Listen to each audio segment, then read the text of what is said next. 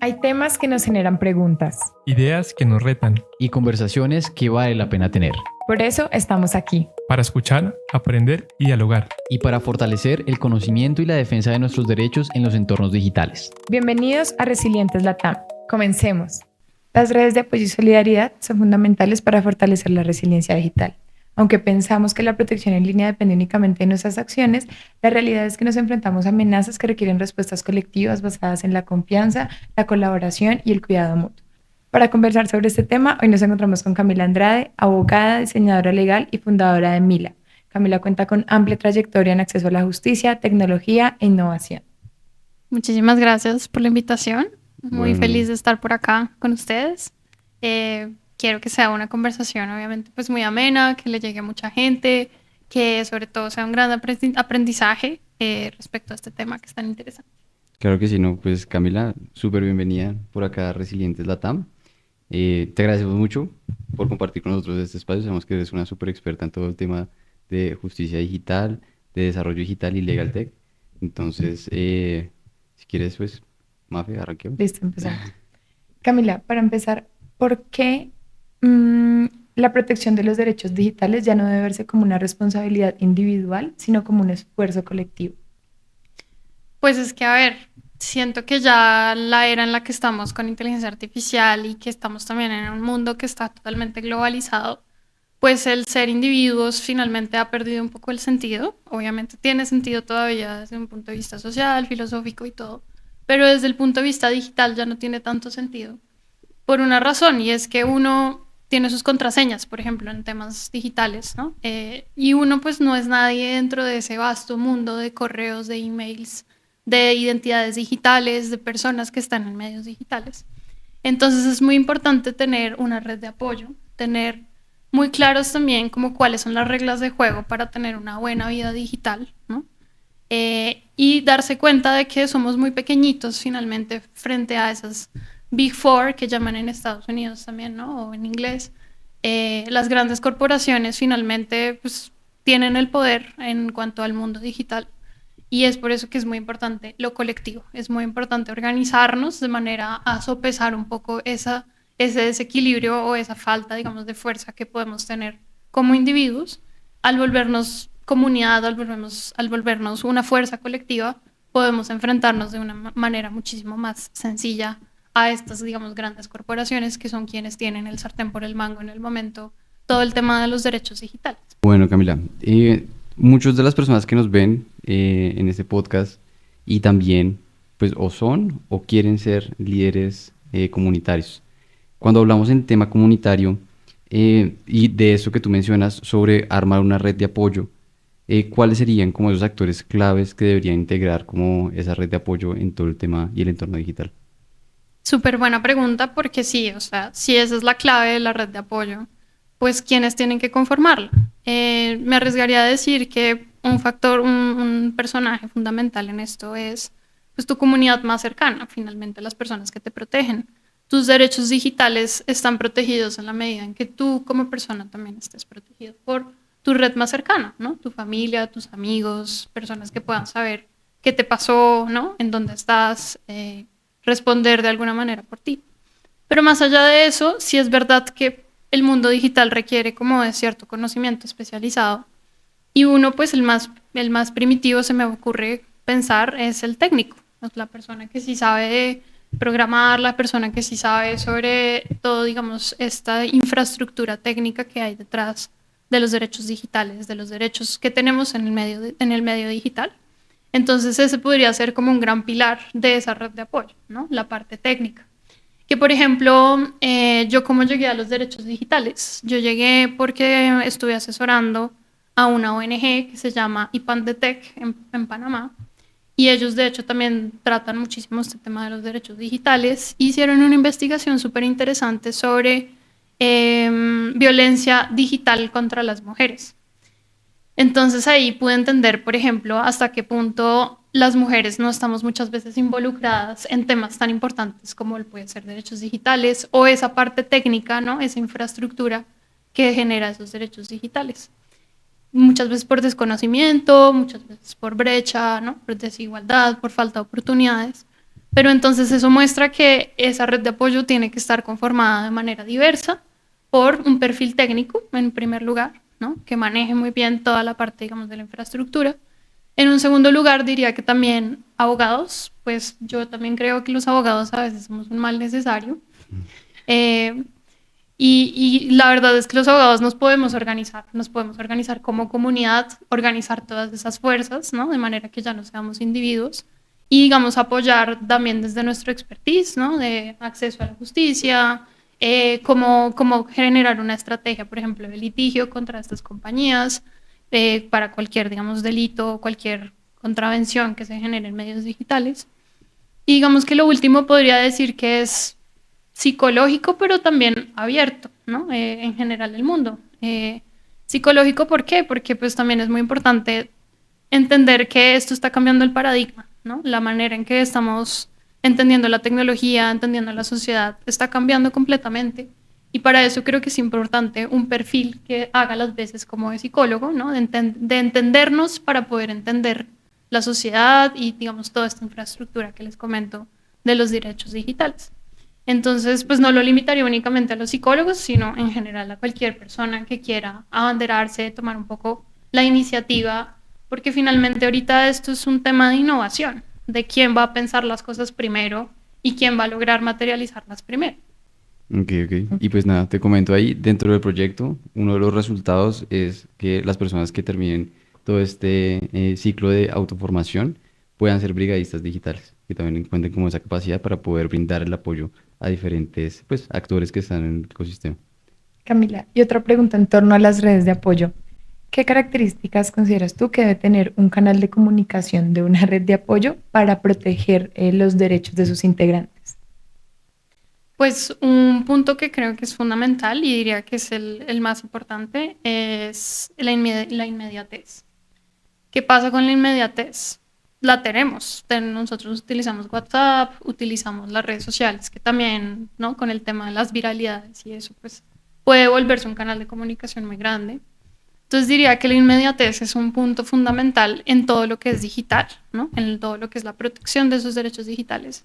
Porque en la medida en que esperemos, en la medida en que dejemos dilatar un poco el tiempo, ¿no? Dejar que pasen cosas o de pronto no tener mucha claridad sobre cómo actuar para proteger esos derechos digitales, digamos que las pruebas empiezan a cobrar menos fuerza, se pueden alterar, hay como un tema ahí como de carrera, como de eficiencia, ¿no?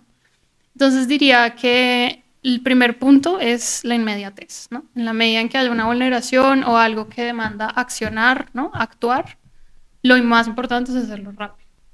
Para hacerlo rápido, diría que hoy en día está buenísimo pues organizarse justamente a través de estas plataformas, generar tus propias plataformas también puede ser un punto muy importante, ¿no? No depender justamente de estas grandes compañías como lo puede ser WhatsApp, sino de pronto generar tus propios canales de comunicación. Y bueno, no sé, más. Yo te tengo ahí una pregunta, porque pues, está muy relacionado con lo que mencionas sobre el tema de la inmediatez y el actuar rápido ante una vulneración de derechos digitales. ¿Qué tan importante consideras que es como documentarlo? Y si es importante o no es importante, ¿cuál sería como ese desarrollo pues, adecuado para poder documentar como tal estas violaciones o vulneraciones de derechos digitales? Buenísima también pregunta porque creo que la clave está en la documentación y yo que soy legal designer, ¿no? Que me he dedicado justamente en cómo comunicar información legal de una manera clara y sencilla, accesible para cualquier tipo de persona. Diría que el documentarlo es lo más importante también, ¿no? Junto con esa inmediatez, documentar de manera inmediata, ¿no? ¿Por qué? Porque piensen que la justicia, en general todos los mecanismos de verificación, ¿no? Mecanismos de defensa que podamos tener en la organización civil, ¿no? En el Estado, etcétera, pues fueron hechos para medios análogos, fueron hechos para proteger derechos no digitales, ¿no? Los derechos digitales también han estado cada vez más cubiertos, cada vez se sabe más sobre cómo protegerlos y todo, pero digamos que los mecanismos y la infraestructura sigue siendo no digital. Entonces ahí tenemos un reto, cómo documentamos lo que es digital, pero lo digamos, lo plasmamos en una comunicación y en una documentación, que finalmente todo sigue siendo un poco análogo, ¿no? Entonces diría que sí, documentación, pues ya hay muchas maneras de hacerlo, ¿no? Desde blockchain, ¿no? Y incorporar tecnología que nos permita hacer seguimiento de las cosas, lo que les digo de la propia infraestructura, ¿no? Desarrollar sus propias cosas y no depender, digamos, de las grandes compañías que nos tienen cooptados en ese sentido. Y bueno, pues sí, el reto, digamos, de comunicar esa información a alguien que de pronto no es experto en derecho digital, porque pues, cada vez hay más personas, pero seguimos viviendo en un mundo que es como dual. Ok.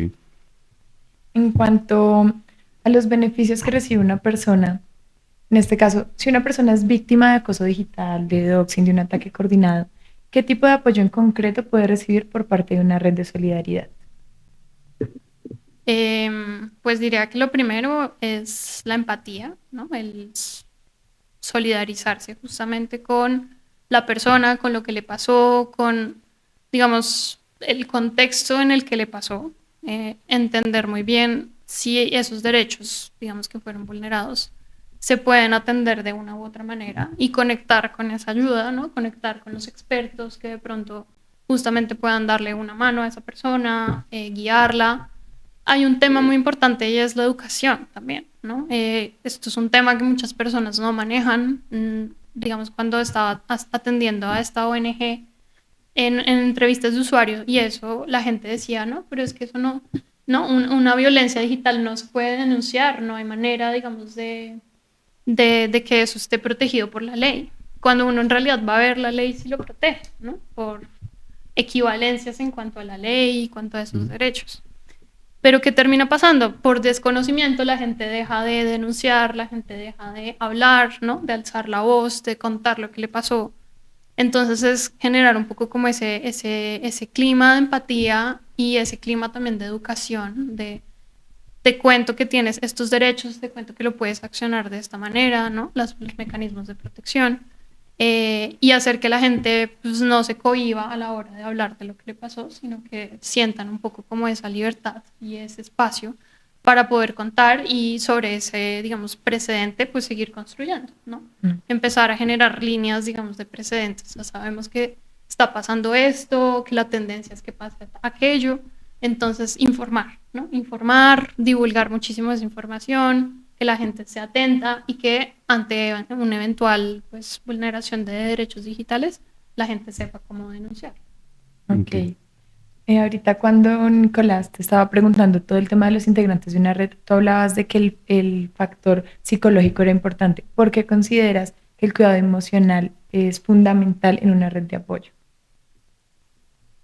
Porque el cuidado emocional es fundamental en una red de apoyo, independientemente de la psicología. Ok, sí. Sí, independientemente de la psicología. No digo que tiene que haber psicólogos organizados, buenísimos si los hay. Me parece algo, un plus, me parece algo que le agrega, ¿no? Finalmente a la discusión. Pero al final la empatía es humana. La empatía es algo que tenemos o espero que todos tengamos, ¿no? Y más cuando el mundo está cambiando a unos pasos agigantados y puede que muchos nos sintamos atrás, que sintamos que de pronto el mundo como era antes era mejor, que ya no resistimos a ese cambio, pero pues ya resistir a ese cambio no, pues no te está aportando. Finalmente es mejor aceptarlo, pero digamos marcar la pauta en cómo lo queremos, ¿no? Cómo queremos que se desarrolle, cómo queremos que se protejan ciertos derechos, cómo queremos que esto nos beneficie como sociedad y como humanidad. Ok. Bueno, desde tu experiencia, cuéntanos más o menos qué papel puede jugar como la tecnología en temas de democratizar como tal ese acceso a la información de las herramientas que se tiene como para evitar la protección, o bueno, para buscar esa protección de derechos digitales. Ya hablando sobre combatir básicamente fuego con fuego. Si estamos hablando de que son vulneraciones en el entorno digital, ¿cuál sería como esas ventajas de poder encontrar también en la red todo ese apoyo para poder también pues mitigar como tal los efectos de las consecuencias que tiene una vulneración de derechos digitales? No, y yo siento que yo también al responder esta pregunta de pronto me contradigo, pero hoy en día finalmente con inteligencia artificial puedes construir cualquier cosa. desde un dispositivo hasta un sistema, un software, lo que necesites. Entonces, ahí digamos que también conectando con lo que yo hago profesionalmente, pues la recomendación es conecten con su creatividad.